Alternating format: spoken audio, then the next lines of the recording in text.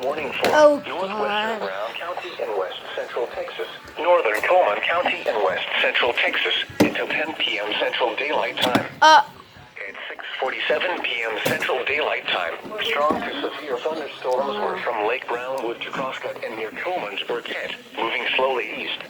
Doppler radar indicated thunderstorms producing heavy rain across the warned area. Between 2 and 3.5 inches of rain have fallen. Additional rainfall amounts of 1 to 2.5 inches are possible in the warned area. Flash flooding is ongoing or expected to begin shortly. Hazard, life-threatening flash flooding. Thunderstorms producing impact, life-threatening flash flooding of creeks and streams, urban areas, highways, streets, and underpasses. Some locations that will experience flash flooding include Coleman, Burkett, Grover, Crosscut, Silver Valley, Glen Cove, Echo, US 283 near the Coleman-Callahan County line, Lake Coleman and Hordes Creek Reservoir.